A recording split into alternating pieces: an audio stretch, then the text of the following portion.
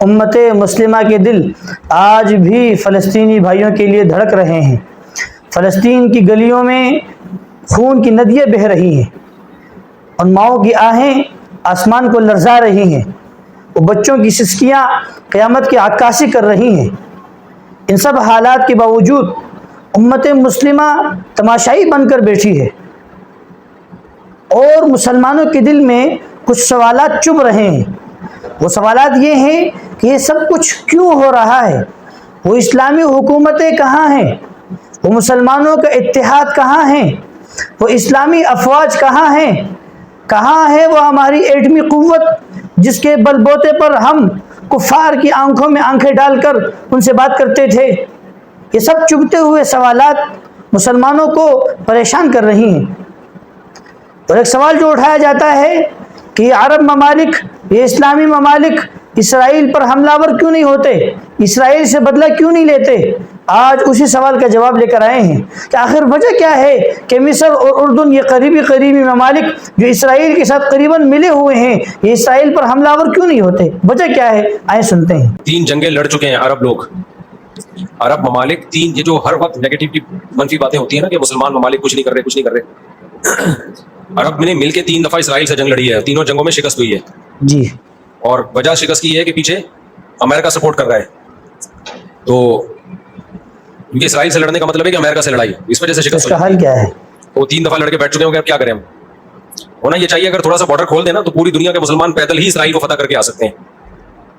اتنی بڑی تعداد میں مسلمان ہیں اور ان میں جانے کا جذبہ بھی ہے کہ تھوڑا سا بھی راستہ کھل جائے تو یہ پیدل ہی ہوتے ہوتے، اتنی بڑی تعداد ہے تو یہ 8-10 کروڑ تو ویسے ہی چلے جائیں گے، اسرائیل پہیاں فتح کر کے آ جائیں گے، لیکن بات یہ کہ جانے نہیں دیتے، راستہ نہیں ہے جی، کیونکہ اگر مصر راستہ دیتا ہے نا، تھوڑا سا بھی راستہ کھولتا ہے تو پہلے اسی بیس پہ اسرائیل مصر پہ اٹیک کر کے اس کے علاقے لے چکا ہے کہ مصر نے راستہ کھولا ہوا تھا مجاہدین کے لیے، تو اس بیس پہ اسرائیل نے آدھا مصر پہ قبضہ کر لیا، سمجھ رہے ہو؟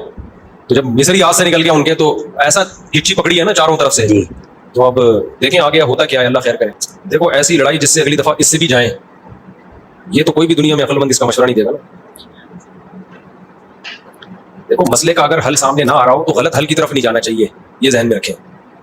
یہ جو آج کل آپ یوٹیوب، ٹک ٹاک وغیرہ پہ اسکالر کو سنتے ہیں کہ مولوی کیا کر رہے ہیں، مولویوں کو یوں کرنا چاہیے، فلسطین پر ظلم ہو رہا ہے، یہ ہو رہا ہے، آئیں حضرت مفتی صاحب نے ان کی بھی کلاس لی ہے۔ ایک یوٹیوب پہ اور بلکہ اس پہ ٹک ٹاک پہ ایک بندہ آ رہا ہے، لڑکا بڑے غصے میں بیٹھا ہوتا ہے، یہ مولوی کچھ نہیں کر رہے، اسرائیل میں یہ ہو گیا، فلانے جگہ یہ ہو گیا، یہ یوں نہیں کر رہے، یوں نہیں۔ میں نے دفعہ کمنٹس کر دیا کہ تو کیا کر رہا ہے بھائی بیٹھ کے، تو بھی تو کچھ کرنا۔ کہہ رہا ہے میں اکیلا کیا کروں، یہ مولوی کریں گے تو میں کروں گا۔ بھائی یہ مولوی تو کچھ نہیں کر رہے، وجہ اس کی یہ کہ مولوی کہتے ہیں ہم کیا اکیلے کیا کر سکتے ہیں، گورنمنٹ جب تک نہیں کرتی، تو جو دلیل مولوی دے رہے ہیں وہی دلیل آپ بھی دے رہے ہو کہ یہ مولوی چونکہ نہیں کر رہے تو میں اکیلا کیا کر سکتا ہوں۔ تو بات یہ کر آپ بھی نہیں رہے، یہ باتیں کرتا ہو وہ اچھا لگتا ہے جو میدان جنگ میں جا رہا ہو، لڑ رہا ہو اور دو بدو فائر ہو رہا ہو اور جہاد کر رہا ہو، کہہ رہے دیکھو مولوی کچھ نہیں کر رہے اور میں یہاں بم رکھ کے آ رہا ہوں وہاں پہ تو شہید ہو رہا ہوں میں سب کے سامنے۔ جتنے اسکالر آ رہے ہیں مولوی یہ نہیں کر رہے وہ نہیں کر رہے، بھائی تم بھی باتیں ٹھوکنے کے علاوہ کچھ بھی نہیں کر رہے ہو، تو مولوی وہ باتیں نہیں کر رہے جو تم کر رہے ہو، اس لیے کہ ان کو پتا ہے باتیں کرنے کا فائدہ نہیں ہے، تو کام وہ کرو جو کر سکتے ہو۔ سمجھتے ہو کہ نہیں سمجھتے؟ اور دوسری بات، اچھا ایک سوال ہمارے ذہن میں بھی آتا ہے کہ یار ہماری افواج کیا کر رہی ہے، ہماری فوج کیا کر رہی ہے؟ ہماری فوج دنیا کی بہترین افواج میں شمار ہوتی ہے، تو وہ کیا کر رہی ہے فلسطین کے لیے؟ اس کا بھی حضرت مفتی صاحب نے اس پر بھی روشنی ڈالی ہے۔ بات یہ کہ علماء یا جو بھی بڑے لیول پہ جو لوگ ہوتے ہیں وہ بہت کچھ اندر کر رہے ہوتے ہیں، وہ پرلے درجے کے بیوقوف ہوں گے اگر وہ عوام کو بتا کے کرنا شروع کر دیں، بڑی بہت بڑی بیوقوفی ہو، بہت کچھ اندر اپر لیول پہ حکومتوں سے رابطوں کی کوشش ہو رہی ہوتی ہے، حکومتوں کو سمجھایا جا رہا ہوتا ہے، حکمرانوں کو حل دیے جا رہے ہوتے ہیں، تو یہ نہیں ہوتا کہ جو بھی کر رہا ہے نا کہ میں جا رہا ہوں آرمی چیف سے ملاقات کے لیے اسرائیل کے مسئلے پہ بات کروں گا، یہ میرا یوٹیوب چینل ہے آپ لوگ دیکھ لیں، میں جا رہا ہوں ٹاٹا، دیکھو میں اپنی ذمہ داری کیا کر رہا ہوں، پوری کر رہا ہوں۔ اسی طرح آرمی چیف کہے لوگوں میں جا رہا ہوں اسرائیل کے مسئلے پہ فلاں سے بات کرنے کے لیے، دیکھا آرمی زندہ باد، ایسا نہیں ہوتا۔ بڑے پیمانے پر جو گیم کھیلے جا رہے ہوتے ہیں وہ خفیہ ہی ہوتے ہیں، وہ عوام کو نہیں بتائے جاتے۔